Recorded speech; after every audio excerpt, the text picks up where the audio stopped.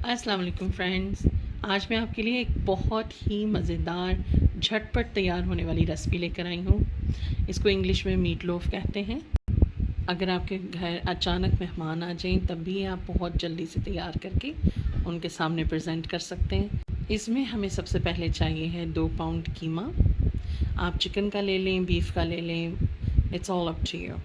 साथ में ही हमें चाहिए हैं कुछ स्पाइसेस, जो कि यहाँ पर हमारे पास है 1.5 चम्मच नमक, 1 चम्मच लाल पिसी हुई मिर्च, 1 चम्मच ज़ीरा, 1 चम्मच गरम मसाला, आधा चम्मच सूखी मेथी और 1/4 चम्मच आपको चाहिए है सूखा धनिया पाउडर।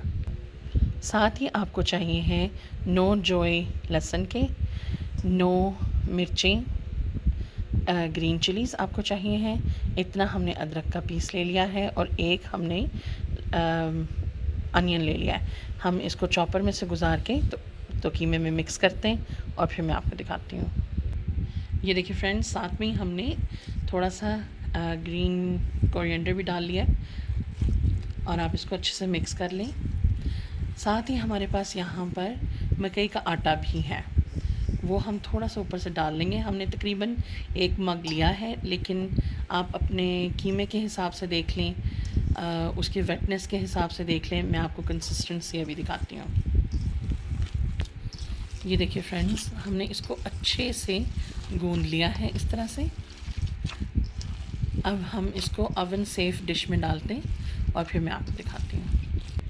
ये देखिए फ्रेंड्स, इसको बेकिंग डिश में आप आराम से इस तरह प्रेस करके सेट कर लें। फिर इसको हम इंशाल्लाह 350 फ़ारेनहाइट पर बेक करेंगे तकरीबन 25 से 30 मिनट के लिए। ये देखिए फ्रेंड्स, इसको हमने थपथपा के अच्छे से इसको टाइट कर लिया है ताकि ये वो ना हो, इक्वली बेक हो।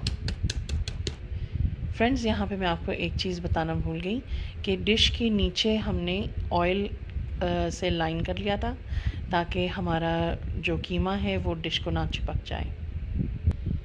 ओके फ्रेंड्स, ये बिल्कुल बेक होने के लिए रेडी है।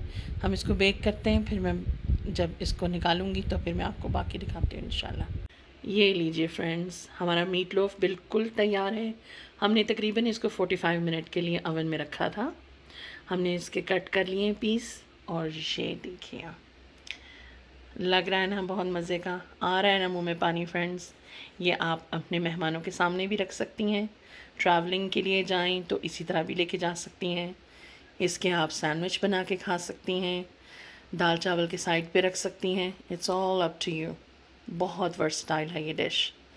उम्मीद करती हूँ कि ये आपका भी बहुत मज़े का बने। रेसिपी की डिटेल्स के लिए आप डिस्क्रिप्शन चेक कर सकती हैं। अल्लाह हाफिज़।